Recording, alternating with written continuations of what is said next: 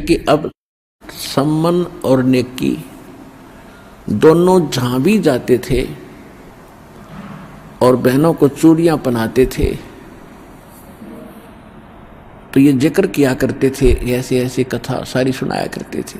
तो वो जितनी बहनें थी वो मजाक करती थी बाद में कि ऐसे इनके गुरु होते तो इनको ऐसा ऐसा दारिद्र है इनके ऊपर, इतने निर्धन है, समय पर कई बार आटा भी नहीं होता, मांग कर ले जाते हैं, तो ये इनको क्यों ना धनी बना देता।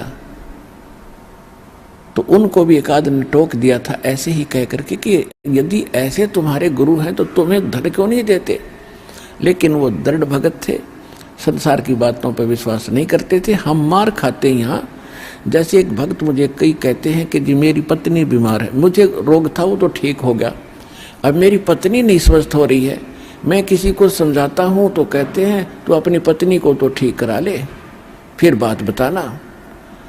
तो बच्चों यहाँ भ्रमित ना होना, आप अपनी क्रिया विश्वास के साथ करते रहना, समाज की तरफ देखकर आप भगवान से दूर ना होना, फिर मालिक साथ नहीं देगा। अगर आपके मन में यह बात आ गई कि लोग क्या कहेंगे, मेरी पत्नी को तो लाभ हुआ ही नहीं है, तो आप भी छोड़ दोगे भक्ति, और उसको तो फिर होना ही नहीं था। तो उसकी कोई चाकरी में कमी है, उसकी कोई सेवा में कोई मर्यादा में त्रुटि है, इस कर से जब आपको लाभ हो गया और पत्नी को हो नहीं रहा, क्या भगवान दो हैं, मालिक तो वही है।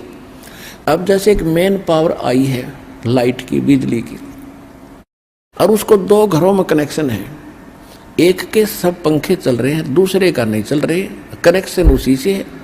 लाइट तो सेम है, बिजली तो सेम पावर की है, उसके क्यों नहीं चल रहे, कोई डिफेक्ट है उसकी लाइट में, आगे कोई कनेक्शन में डिफेक्ट है, उसको चेक करो और फिर देखो होंगे क्यों नहीं।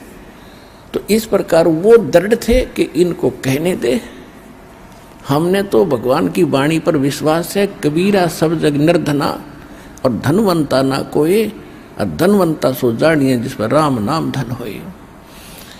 फिर दूसरी भगवान बताते थे कि राम रटत दारिद्र भलो, राम रटत निर्धन भलो, टूटी घर की छान, वो सुंदर महल किस काम के जहां भक्ति नहीं भगवान।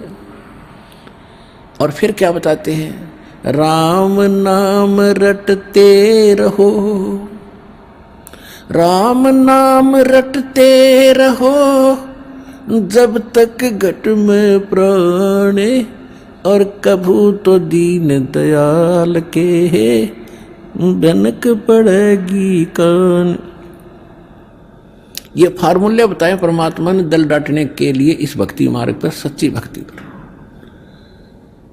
इनको अपना कर, इनको अप्लाई करके तब आगे बढ़ना, आप सफल होगे।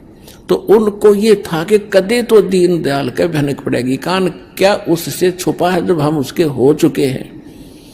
तो भगवान से क्या छुपा है, क्या उनको पता नहीं हमारी निर्धनता और हमारे दुखों का। लेकिन हमें जो धन मिल गया है वो किसी के पास नहीं है, उनको इतना विश्वास था। वो उन बहनों की बातों पर, परमात्मा के प्रति अविश्वास नहीं आने देते थे। तो इसलिए कहा कि सत न छोड़े सूरमा, और सत छोड़े पतजा, और सत के बांधे लक्ष्मी फिर मिले गया। कि सत न छोड़ना, अपनी मर्यादा पर दृढ़ रहना, विश्वास रखना, देखना खेल दाता के आन देश में।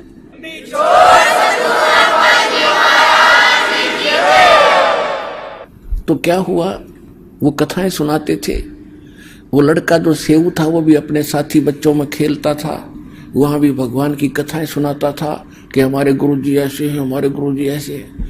राजा सिकंदर लोधी को ऐसे गड़बड़ थी वो ठीक कर दिया, रामानंद को सिकंदर लोधी ने मार दिया था वो जीवित कर दिया, और बड़े शक्तिवान हैं। तो बच्चे कहते थे तुम्हारे गुरुजी तो राजाओं के पास ही जाते हैं, तुम्हारे घर आए कभी। अब वो बच्चा निरुत्तर हो जाता था, और बच्चों की एक दूसरे का व्यंग सहा नहीं जाता उनसे कि तुम्हारे गुरुजी तो धनवानों के यहाँ जाते हैं, वीर सिंह बघेला राजा उनका शिष्य है, और ऐसे वो तो सेठों के पास जाते हैं, धर्मदास सेठ है उसके वहाँ जाते हैं। वो लड़का एक दिन अपने माता पिता से चर्चा कर रहा था, जब वो काम से वापस आ लिए, शाम को थोड़ा सा आफ्टर डूड। आंगन में बैठे यही चर्चा चल रही थी, भगवान की चर्चा चल रही थी, क्योंकि जिस घर में मालिक की का प्रवेश हो गया वहां दूसरी बात खत्म हो जाती है। भगवान का गुण गान, उनकी चर्चा, उनका मंत्र, सत्संग में सुने हुए विचार घर में जाकर दोहराए जाते हैं। शेष परिवार वाले भी सुनते हैं, हमें बताओ क्या क्या क्या बताया, और उन ही आगे की और भी चर्चाएं परमात्मा की ही चला करती।